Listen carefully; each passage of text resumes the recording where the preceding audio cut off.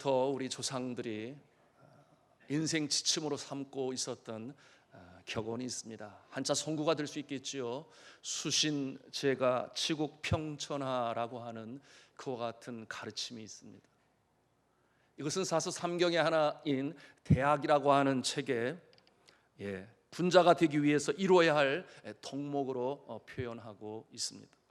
수신이라고 하는 말은 자신의 몸과 마음과 행실을 닦는 것입니다. 연마하는 것입니다. 그 다음에 나가서 가정을 제대로 다스리고, 그리고 자신의 가정을 잘 이끌고 나가는 자가 나아가서 한 나라를 다스릴 수 있으며, 또 그와 같은 모습이 될 때에 이제 세상을 비로소 다스리는 인물이 될 수 있다 하는 그와 같은 귀한 가르침의 성어입니다. 이 고사성어의 강조점은 무엇보다도 먼저 자신을 지혜하고 잘 다스리는 것이 리더십이라고 그러죠. 남을 이끌어가는 일에 있어서 갖춰야 할 기본, 즉 기초가 되고 근본이, 기본이 되는 그와 같은 말씀입니다. 같은 의미에서 오늘날 이 서양에서는 리더십 개발 분야에 있어서, 즉 남을 잘 이끄는 자가 되기 위한 기본 소양 중에 빼놓을 수 없는 것이 있으니 그것은 곧 셀프 리더십이라고 하는 말로 표현을 합니다. 셀프 리더십. 이것은, 이 개념은 남을 이끌기 전에 나 자신을 제대로 이끌어야 한다고 하는 것입니다. 내가 나를 다스려서 나를 이끈다, 그런 뜻을 가지고 있어요. 셀프 리더십입니다. 이 셀프 리더십의 중요성은 이처럼 동양에서는 군자의 덕목으로, 그리고 서양에서는 리더십의 기본이 됩니다.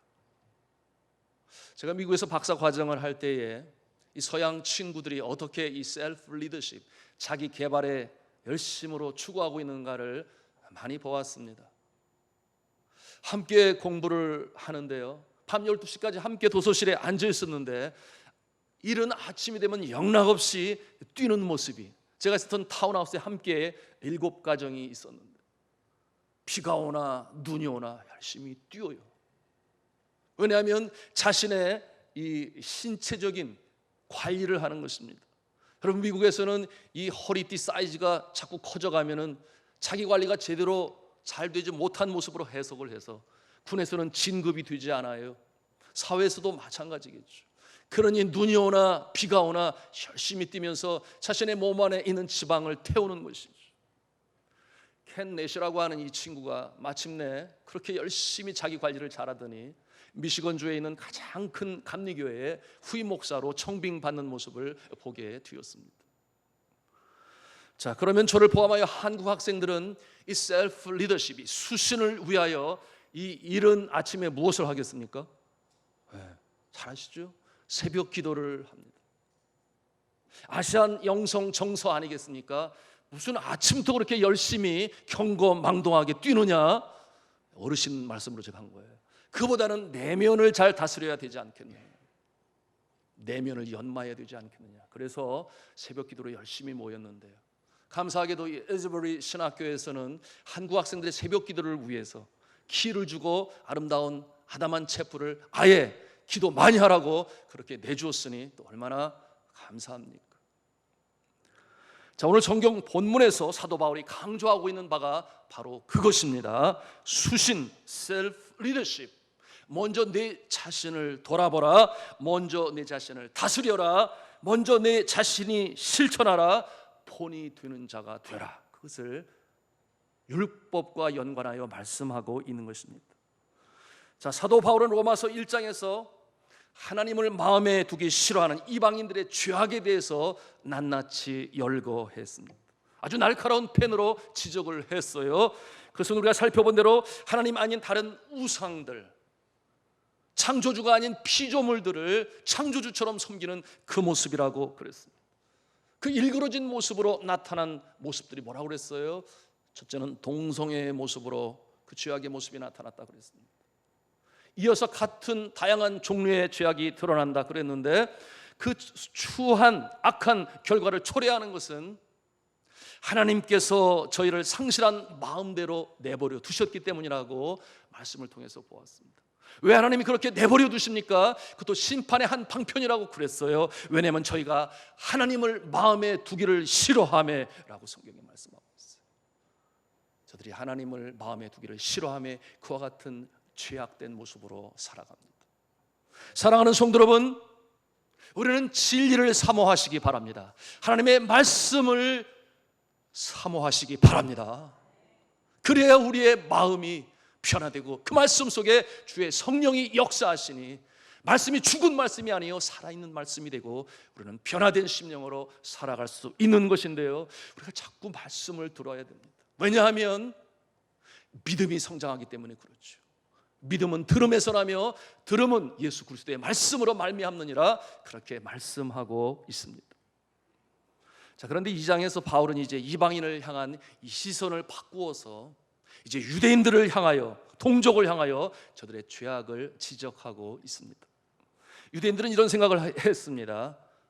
이방인들이 그처럼 무지 목매한 것은 하나님의 율법이 없어서 그렇다.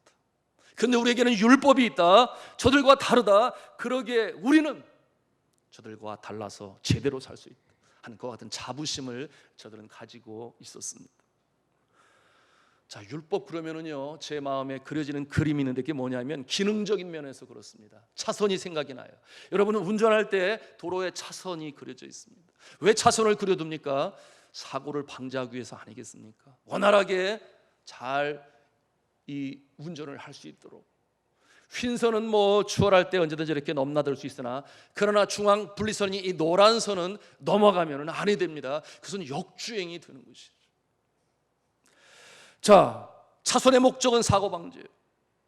차선을 지키지 않으면 사고가 날 것이라고 생각합니다. 그런데 차선이 있기 때문에 사고가 나지 않습니까? 사고가 나죠. 유대인들은 그렇게 여겼습니다. 우리에게 율법이 있다. 율법으로 사니, 율법을 지키니 우리는 죄를 범하지 않는다. 그와 같은 마음을 가지고 있었습니다. 자, 그런데요, 차선이 있어서 교통사고가 없는 것이 아니고 정말 중요한 것은 무엇이겠습니까? 정신 아니겠습니까? 마음 아니겠습니까? 운전을 하면서 차선을 차선대로 지키고 고통법규를 법규대로 지키고 그 정신, 그 마음이 정작 필요한데 그와 같은 마음이 없으니 아무리 차선을 잘 만들어 놓은들 사고는 연일 일어나고 있는 것입니다. 여러분, 이 네팔에는요, 이 도로가 아직 개발이 되지 않아서 한 90% 정도의 도로에 차선이 없어요. 그럼 어떻게 운전을 하느냐? 처음에 한국에서 이 선교지 방문하러 오신 분들이 깜짝 놀라요. 더군다나 운전대는 반대편에 있잖아요. 차선이 없으니 그 오수선함이란 이루 말할 수가 없습니다. 저도 그곳에서 운전을 하는데요, 그런데 제가 여러 나라의 운전면허를 시험을 통해서 받지 않았겠습니까? 미국에서는 미시건주와 켄터키주 시험 봐서 라이센스를 받고 운전을 해봤어요. 그런가 하면 필리핀에서도 또 사역을 할 때 라이센스 가지고 운전을 해봤어요. 네팔에 와서도 마찬가지인데요, 한국도 마찬가지겠습니다만 어느 나라가 운전하기가 가장 쉬우냐라고 물으신다면 저는 네팔이라고 말하겠어요. 어디서 많이 들어본 말 같은데. 차가 막히면 이렇게 보고서 저쪽에서 오는 편에 차가 없으면 그냥 일로 가면 돼요. 그게 역주행이라고 말을 하는데 그 차선이 없으니까 그게 법규에 걸리지가 않아요. 그런가 하면은 이 트래픽 라이트, 신호등이 없어요. 그럼 어떻게 또 운전을 하느냐 그러는데 눈치 보고 먼저 차를 뒤밀면은 아이고 먼저 가네, 먼저 가세요, 이렇게 양보를 합니다.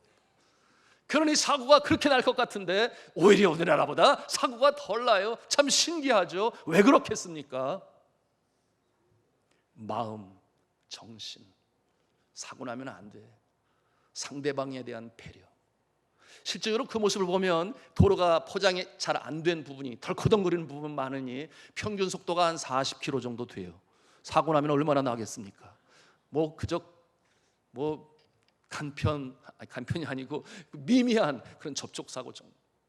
그런가 하면 말씀드린 것처럼 양보하는 마음이 있어서 사고가 별로 나지 않습니다. 유대인들은요, 아주 명료한 법이 있습니다. 차선으로 말하면 아주 멋지게, 아주 질서정연하게 잘 만들어지는 그 율법을 가지고 있어요. 그러나 중요한 것은 무엇입니까? 정신인 것이죠. 지난 시간에 말씀드렸습니다. 율법의 정신, 하나님을 사랑하고 사람을 사랑하라.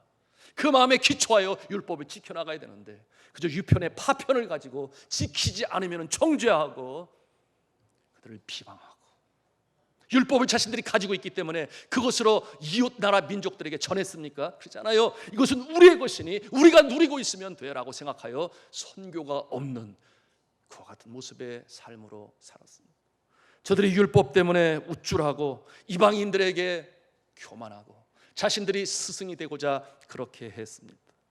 마치 이와 같은 모습은 한 선진 국가의 선교사가 가난한 나라에 가서 그 미개한 나라에 자손이 없으니 큰 소리 치는 모습이죠.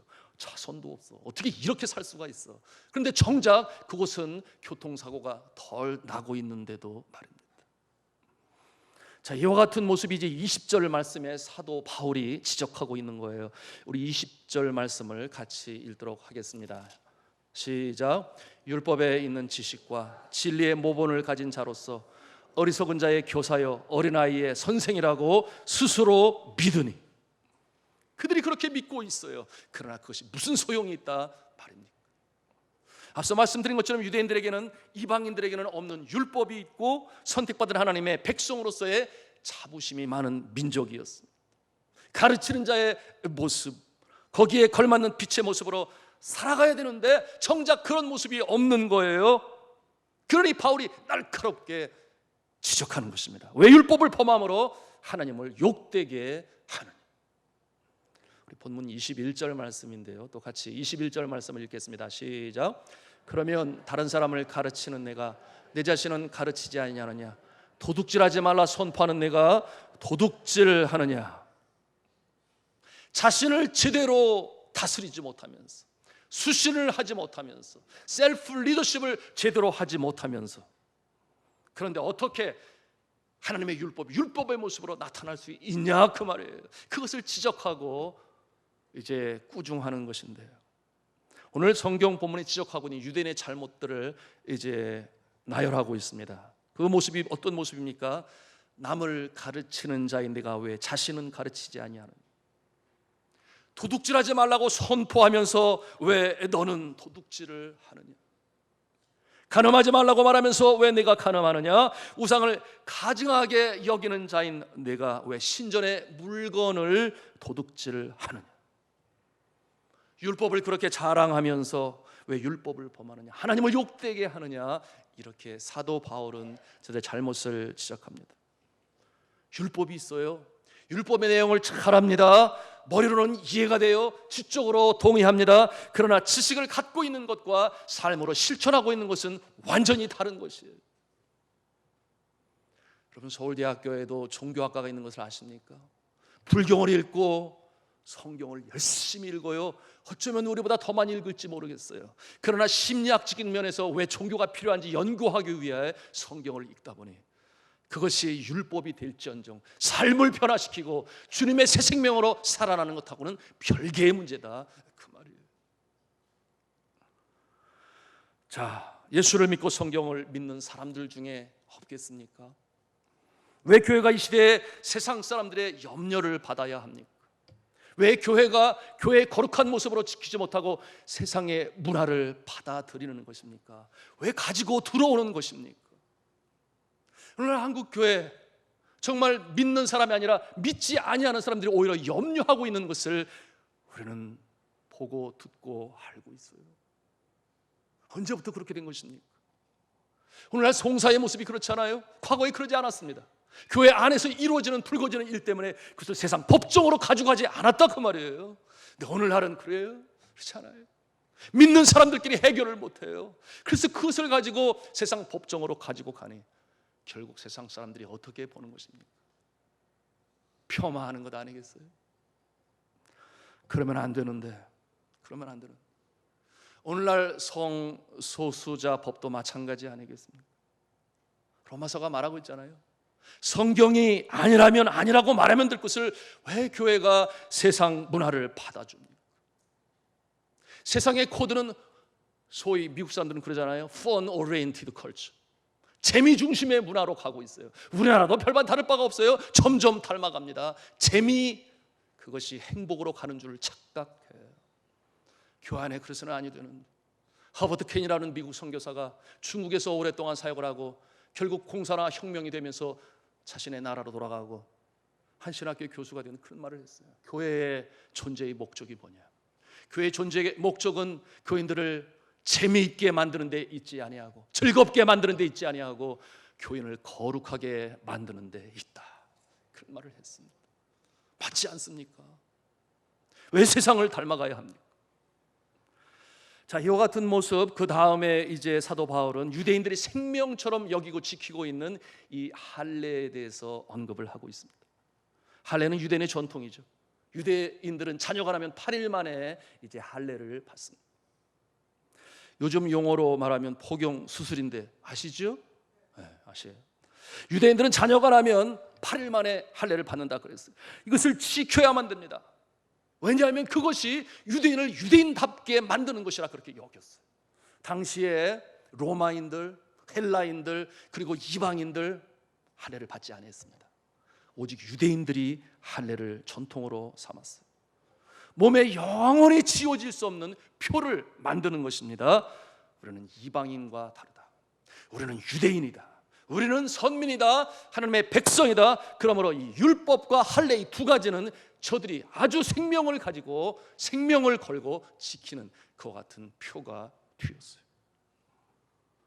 자, 그런데 아주 먼 옛날 그리스 제국의 분할 왕국이었던 시리아에 셀루쿠스 왕조가 있었습니다. 주전 170년경이에요.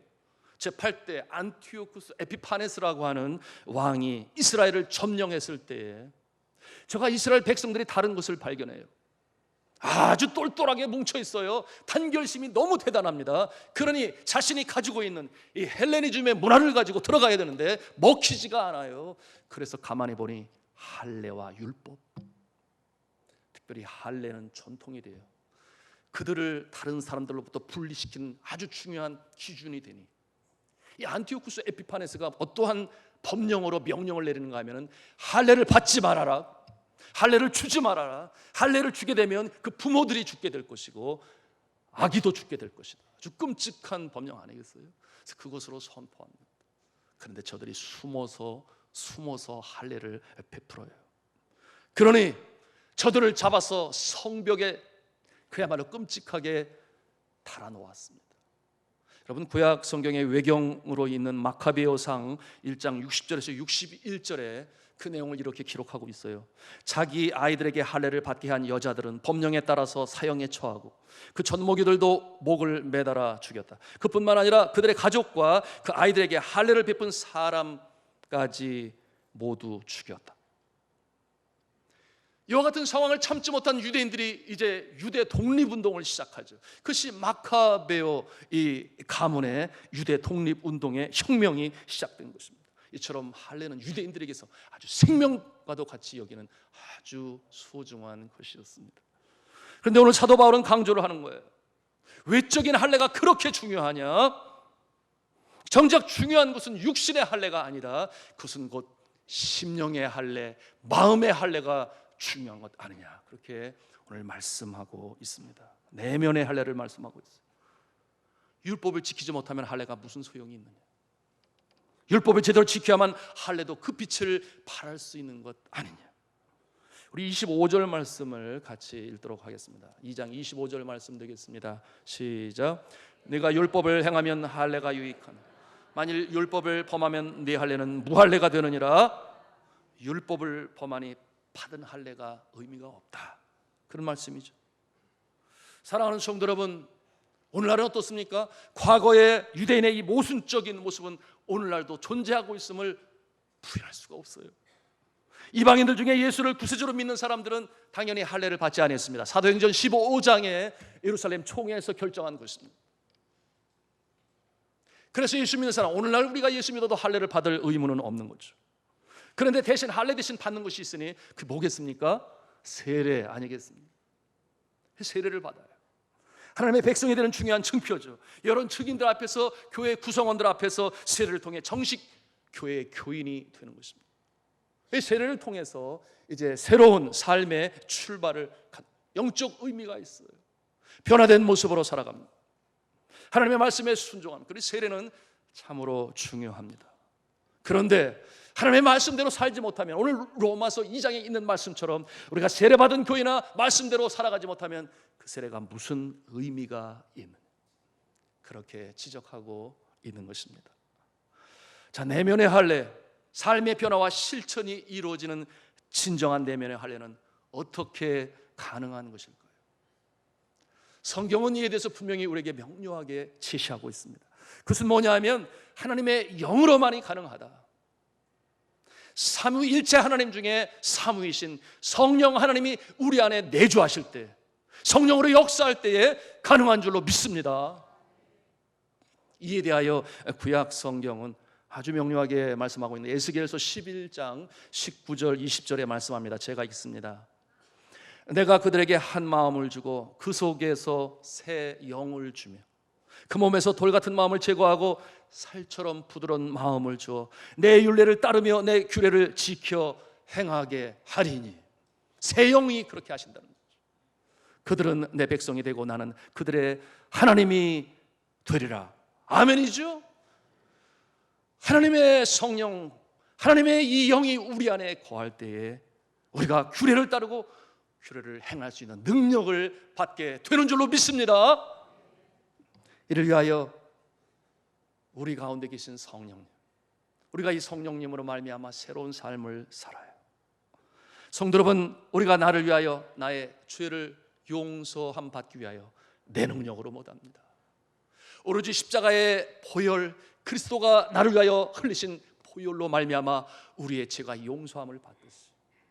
우리가 이 광야와 같은 세상에서 선하게 살고자 노력합니다. 했습니다. 그러나 구습을 끊어내지를 못해요. 습관적으로 죄를 저질러요.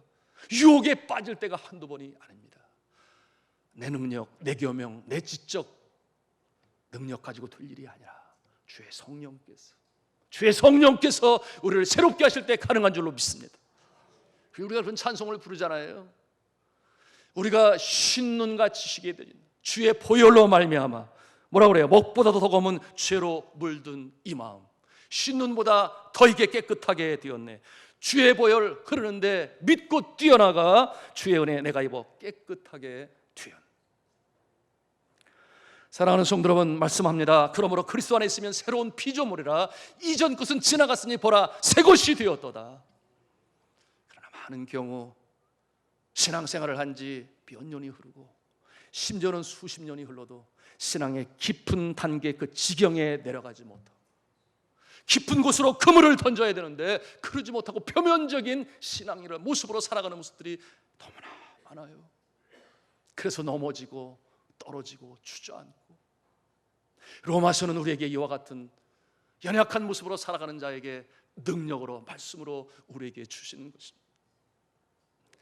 여러분, 이 새로운 심령, 르 미저러블이라고 하는 책 잘 아시죠? 소설책, 우리에게 장발장으로 잘 알려져 있어요. 이 소설의 저자는 빅톨 위고, 그는 20세의 젊은 나이로부터 그 명성을 날렸습니다. 아주 세계적인 유명한 사람이 되었죠. 작가로, 사상가로 유명해졌습니다. 그러나 그의 사생활은 이 명성을 따르지 못했습니다. 그는 심한 주벽이 있었고 탐욕에 빠졌고 그리고 타락했고 허탄한 생활을 했습니다. 그의 가족들을 괴롭혔어요. 자녀들이 힘들었습니다. 그러나 어느 날 1841년 여름에 사랑하는 딸 레오프 딘느가 물에 빠져 죽었습니다. 샌느강의 시체로 떠올랐어요. 그러니 아버지 된 그 마음이 얼마나 충격을 받았겠습니까? 이 사랑하는 딸의 죽음을 놓고 그는 유고에서 이렇게 고백했습니다. 이 비극은 하나님께서 내게 주신 심판이다. 나의 딸이 죽은 것은 바로 내가 죽은 것이다. 그와 같은 고백을 해요. 그리고 거기서부터 다시 시작을 합니다. 그의 삶이 변합니다. 그 사건이 그의 삶의 전환점이 되었어요. 터닝 포인트가 되었습니다. 그러므로 이후로 그리스도의 십자가의 사랑과 은혜를 다시금 깨닫는 계기가 되었어요. 그리고 이후로 그는 깨끗한 생활, 경건한 생활을 하면서 그 십자가의 용서의 은총을 생각하면서 소설을 쓰게 되었는데, 그 소설이 바로 그 유명한 르 미저러블, 우리에게는 장발장으로 알려진 그 소설이 되었고, 거기에 등장하는 이 주인공인 장발장은 자신의 모습을 자화상으로 그린 것입니다. 이처럼 살아야 되겠다. 사랑하는 성도 여러분, 그렇지 않습니까? 많은 경우 우리가 하나님의 말씀을 잘 알아요. 그리고 이 말씀이 평생 동안 어떤 사람은 함송하고 쓰기도 하고 잘 알아요. 그러나 문제는 무엇입니까? 지킬 힘이 없어요. 능력이 없습니다. 그러한 믿음의 연약한 자를 변화시켜서 실천하도록 만드시는 분이 계시니 바로 성령님이심을 믿으시기를 바랍니다. 그러니 은혜죠. 값없이 주시는 하나님의 은혜인 것입니다. 내 능력이 아니고 내 지혜가 아니고 내 경험과 내가 가진 그 무엇이 아니라 하나님의 은혜로 주시는 이 새로운 경험, 성령의 충만함을 받으시기를 주님의 이름으로 축복합니다. 자, 우리가 알고 있는 말씀도, 우리가 지키고 있는 형식, 이 예배, 기도도 주의 성령이 함께 하실 때 능력으로 나타나는 것이죠. 비로소 역사하는 것이죠. 이것이 오늘 본문이 말씀하고 있는 내면의 할례, 외적인 할례가 아닌 것입니다. 여러분, 이와 같은 모습 때로는 신앙생활 거추로 그렇게 판단할 때 많이 있지 않습니까?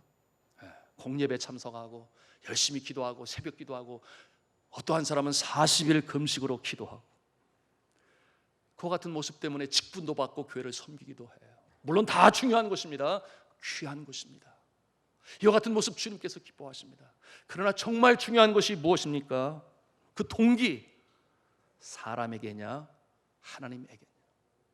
내가 사람에게 보이게끔 하기 위해서 이렇게 하느냐, 아니면 주님께서 기뻐하시니까 내가 이렇게 행하느냐. 여러분, 이와 같은 모습을 우리가 돌이킬 수 있어야 하고, 정말 내가 누구의 눈 때문에 그와 같은 신앙생활 아니라 하나님이 기뻐하시기 때문에, 주님이 그렇기 때문에 나를 복을 주시기 때문에 하나님을 바라보시면서 내면의 할례를 받으시는 하나님의 성도들이 다 되시기를 주님의 이름으로 축복합니다. 자, 그런데요, 이와 같은 내용으로 이제 사도 바울은 마지막 절에 우리에게 권면하고 있는데, 우리 29절 말씀을 같이 읽도록 하겠습니다. 시작. 오직 이면적 유대인이며 할례는 마음에 할지니 영에 있고 율법 조문에 있지 아니한 것이라. 그 칭찬이 사람에게서 아니요 다만 하나님에게서니라. 아멘. 그 칭찬이 사람에게서가 아니라 하나님에게서니라 그랬습니다. 그러나 저는 믿습니다. 우리가 성령 충만하여 제대로 신앙생활 잘하고 율법을 지켜 순종하며 나갈 때 하나님께서 칭찬하실 뿐만 아니라 사람들의 존경을 받는 줄로 믿습니다. 그것이 세상의 빛의 모습 아니겠습니까? 제 말씀을 정리합니다. 우리가 말씀을 잘 알아요. 그러나 정말 중요한 것은 힘입니다. 주의 말씀을 우리의 마음에 담고 성령의 충만함을 받을 때 있어야 할 그 능력, 그 힘, 유혹을 이길 수 있는 힘이 필요하고 믿음을 지킬 수 있는 힘이 필요합니다. 그런가 하면 구습을 끌어낼 수 있는 힘이 필요하고, 그리고 십자가의 용서의 보혈로 말미암아 우리에게 부어주시는 은혜의 그 힘이 필요합니다. 어려운 때에, 전쟁터와 같은 세상에서 주저앉고 싶을 때에 십자가의 능력으로 일어설 수 있기를 바랍니다.